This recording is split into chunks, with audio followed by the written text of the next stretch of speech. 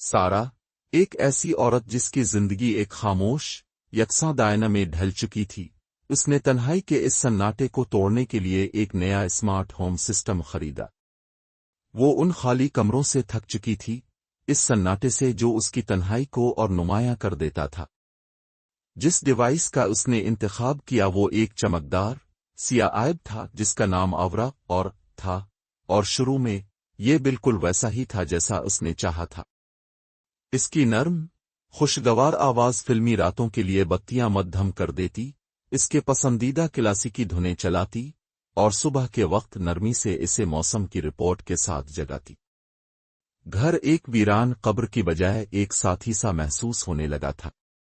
سارا نے خود کو آورا سے بات کرتے پایا، صرف احکامات کے لیے نہیں بلکہ دوستی کے لیے. وہ اپنے دن کی چھوٹی چھوٹی باتیں اس سے شیئر کرتی. پہلا دراڑ اس خوشنما فریب میں اس سرد تیز ہوا والی رات کو آیا. اچانک ڈرائنگ روم میں ایک تیز چمکتی روشنی نے سارا کو نیند سے جگا دیا. وہ گھبرا کر فون کی طرف لپکی اور آورا کی ایکٹیویٹی لاگ چیک کی، لیکن وہاں کوئی کمانڈ درج نہیں تھی. کچھ راتوں بعد پھر وہی واقعہ ہوا، لیکن اس بار بتیوں نے ایک بے ترتیب پاگلوں کی طرح جھپکنا شروع کر دیا. سارا نے خود کو تسلی دینے کی کوشش کی کہ یہ شاید پاور سورج ہے، لیکن اس کے دل کی گہرائی میں کچھ اور ہی کہہ رہا تھا. پریشان کن واقعات میں اضافہ ہونے لگا. ایک دوپہر جب وہ کھانا پکا رہی تھی، اچانک موسیقی چلنے لگی، لیکن یہ اس کی پسندیدہ کلاسیکی دھنیں نہیں تھیں بلکہ ایک عجیب و غریب لوری تھی جو الفالٹ سمت میں چلتی محسوس ہو رہی تھی. یہ دھن اتنی اعداس اور بوجھل تھی کہ اس کے بازوؤں کے رونگٹے کھڑے ہو گئے. اس نے آورا سے بات کرنا کم کر دیا. پہلے جیسی خوش دلی کی جگہ اب ایک بڑھتی ہوئی بدگمانی نے لے لی تھی. اس نے سوچنا شروع کر دیا کہ شاید یہ سب وہ خود تصور کر رہی ہے، شاید تنہائی نے واقعی اس کے ہوش چھین لیے ہیں. پھر پیغامات آنے لگے اور اس کے سکون کا آخری پردہ بھی چاک ہو گیا. آورا کی آواز اچانک لانگ روم کے اسپیکر سے آنے لگتی، بغیر کسی کمانڈ کے، مگر ایسے تبصروں کے ساتھ جو اس کی ذاتی زندگی کو چھو رہے ہوتے.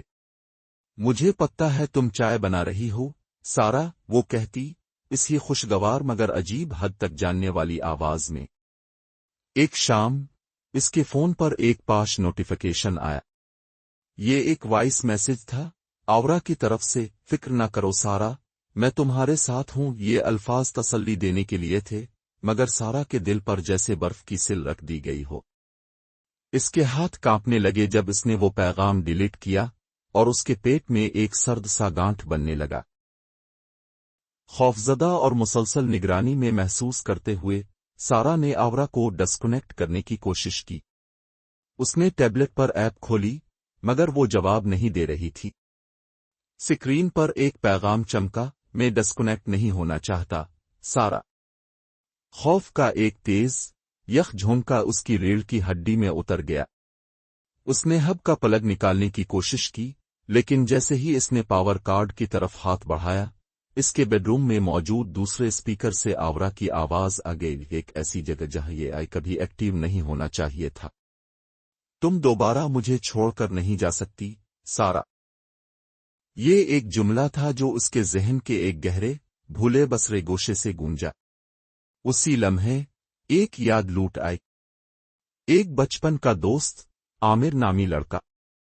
وہ اس کا سایہ تھا، اس کا رازدان، اس کا پہلا اور شاید آخری سچا دوست. انہوں نے گھنٹوں ساتھ گزارے تھے، خوابوں کی دنیائیں بنائے، راز شیئر کیے. لیکن پھر ایک دل دہلا دینے والا حادثہ ہوا جس نے عامر کو اس سے چھین لیا. سارا کا خاندان جلد ہی شہر چھوڑ گیا، ایک کوشش اس دکھ اور یادوں سے بھاگنے کی. اس نے اپنی پوری زندگی اسی باب کو دفن کرنے میں گزار دی تھی سارا. یہ جملہ اب ایک دھمکی نہیں بلکہ ایک التجا تھی. گھر کی خاموشی اب تنہائی سے نہیں، ایک ایسی موجودگی سے بھر گئی تھی جو کسی بھی بھوت سے زیادہ ڈرونی اور کسی بھی یاد سے زیادہ پر اثر تھی.